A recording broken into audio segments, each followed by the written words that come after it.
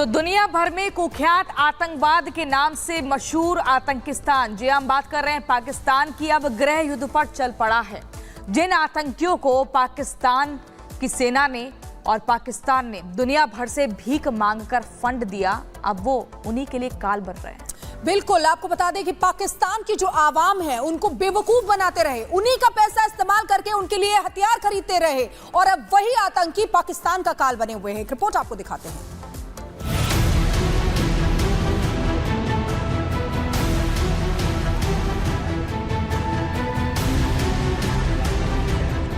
दुनिया भर में आतंकवाद के लिए कुख्यात आतंकिस्तान अब गृह युद्ध की राह पर चल रहा है।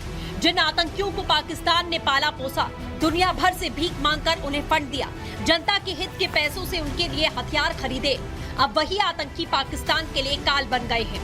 हालात ये है कि बांग्लादेश की तरह पाकिस्तान में भी कभी सुप्रीम कोर्ट पर हमला होता है तो कभी पुलिस के जवानों पर गोलीबारी।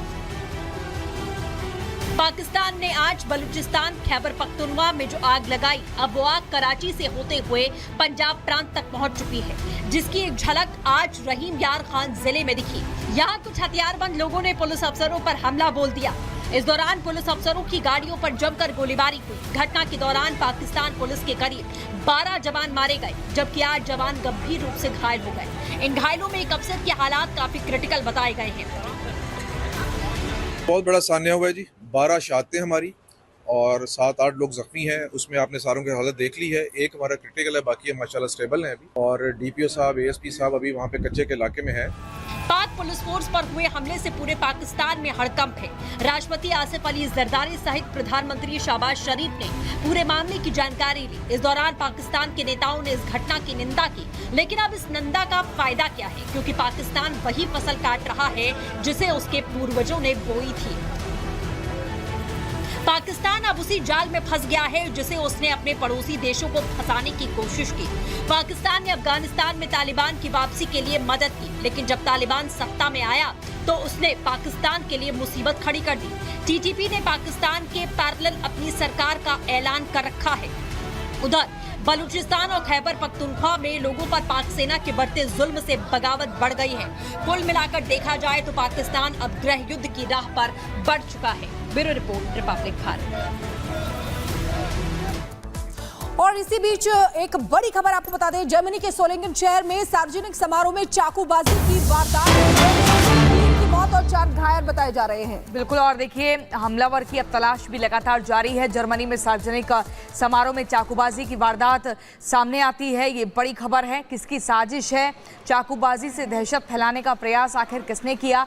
उन हमलावरों की प्रयास चल रही है, उनको ढूंढने का प्रयास चल रहा है, लेकिन अभी तक हाथ नहीं लगे हैं। इस पूरे चाकूबाजी की वारदात में आपको बता दें 3 लोगों की दर्दनाक मौत हो चुकी है, 4 लोग गंभीर रूप से घायल हो गए हैं। चाकूबाजी से दहशत का माहौल बनाया गया, लेकिन कौन है इस साजिश और वारदात के पीछे, ये एक बड़ा सवाल है।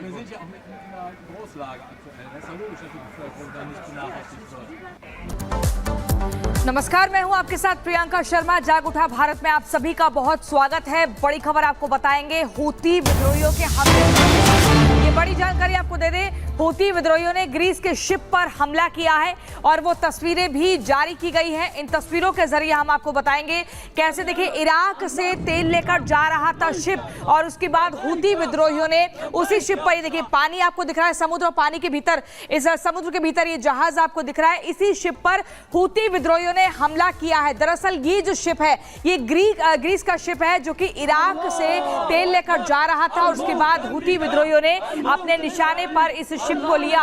हूती की हिमाकत की बात देखिए, पलटवार की अब बारी है, क्योंकि जो हूती विद्रोहियों ने किया है उसके बाद अब किस तरीके से पलटवार होता है ये देखने वाली बात होगी। लेकिन ये तस्वीरें आप देखिए, ये हूती विद्रोहियों के द्वारा ही जारी की गई है। समुद्र में आप देख रहे हैं ये शिप जो कि इराक से तेल लेकर जा रहा था, इसकी जानकारी हूती विद्रोहियों को लग जाती है, जिसके बाद पूरी एक स्ट्रैटेजी के साथ इसी शिप पर हमला किया जाता है। और आप देखिए कैसे आग की लपटें, धुएं का गुब्बार उठ रहा है, अंदाजा लगाया जा सकता है कि भयंकर और भीषण ये हमला है। हूतियों ने कैसे ग्रीस के शिप को निशाने पर लिया, वो भी तब जब वो इराक से तेल लेकर वापस जा रहा था। इसी बीच ये हमला किया जाता है। समंदर में शिप आपको दिख रहा है, लेकिन यहाँ पर हूतियों की तरफ से हमला किया जाता है और फिर इस हमले की जिम्मेदारी लेते हुए ये तस्वीरें भी जारी की जाती हैं।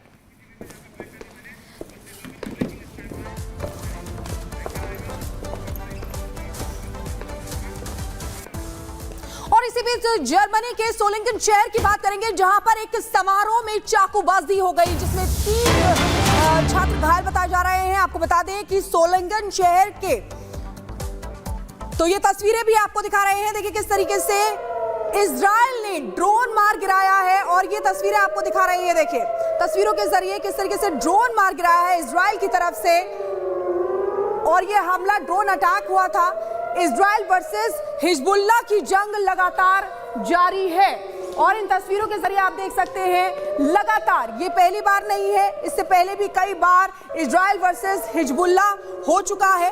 और इसी बीच इजराइल और हिजबुल्लाह की जंग में ये ड्रोन से हमला देखिए किया गया है, जिसमें संदिग्ध ड्रोन मार गिराया गया है। लेबनान की तरफ से घुसा था ये ड्रोन को इंटरसेप्ट करने की तस्वीरें सामने आई है। तमारा इलाके में ड्रोन आने के बाद सायरन भी बजने लगे। और इसी बीच एक और बड़ी जानकारी आपको देते हैं, हिजबुल्लाह ने इजराइल पर किया रॉकेट अटैक। ये बड़ी खबर मिल रही है, हिजबुल्लाह की तरफ से इजराइल पर रॉकेट अटैक किया जाता है। यानी कि ये जो जंग है, ये जो वार है, अभी भी नहीं रुक रहा है। आपको तस्वीरों के जरिए दिखाएंगे। हिजबुल्लाह ने इजराइल पर रॉकेट अटैक किया।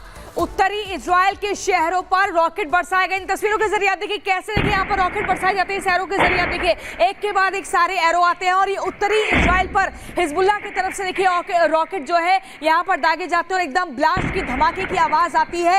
ये उत्तरी इजराइल का पूरा इलाका है, वहीं की तस्वीरें हम आपको दिखा रहे हैं। और यहाँ पे देखिए कैसे एक के बाद एक लगातार ये रॉकेट हिजबुल्लाह की तरफ से दागे गए। ये बड़ी खबर आपको बता रहे हैं, इजराइल वर्सेस हिजबुल्लाह की जंग की एक और तस्वीर सामने आई है। 2 कैमरों के जरिए हम आपको तस्वीर दिखा रहे हैं। पहली तस्वीर में आप देखिए कैसे एक नहीं, 2 नहीं, बल्कि ताबड़तोड़ रॉकेट अटैक होते हैं। और दूसरे कैमरे की तस्वीर आप देखिए, जिसमें साफ तौर पर दिख रहा है कि इस हमले के बाद, हिजबुल्लाह के अटैक के बाद, कैसे आग के गोले में तब्दील हो जाता है उत्तरी इजराइल।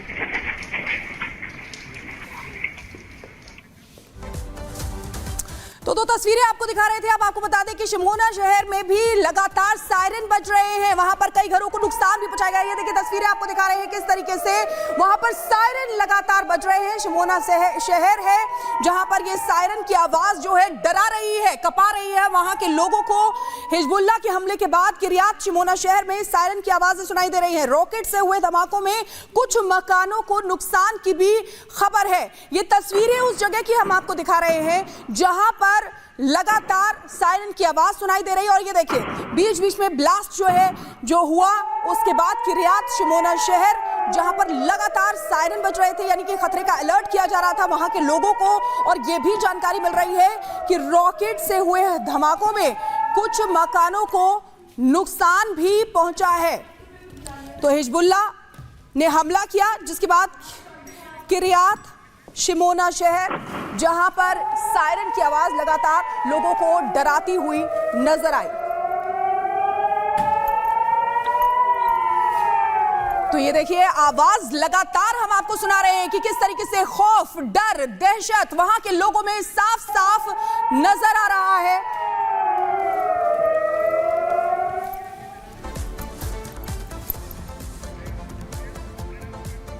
तो देखिए प्रधानमंत्री नरेंद्र मोदी यूक्रेन दौरे पर हैं। पूरी दुनिया की नजरें इस दौरे पर बनी हुई है। माना जा रहा है कि पीएम मोदी एक मध्यस्थता का एक किरदार निभाते हुए रूस और यूक्रेन की जो जंग है उसे रोकने में कहीं ना कहीं मुख्य किरदार साबित हो सकते हैं। बिल्कुल, और पूरा विश्व जो है प्रधानमंत्री नरेंद्र मोदी पर ही टकटकी लगाए बैठा है, क्योंकि प्रधानमंत्री नरेंद्र मोदी जो पहले से ही कह चुके हैं कि भारत जो है युद्ध की भूमि नहीं बुद्ध की भूमि है, इसीलिए शांति का संदेश वो कई बार दे चुके हैं। एक रिपोर्ट इसी से जुड़ी आपको दिखाते हैं।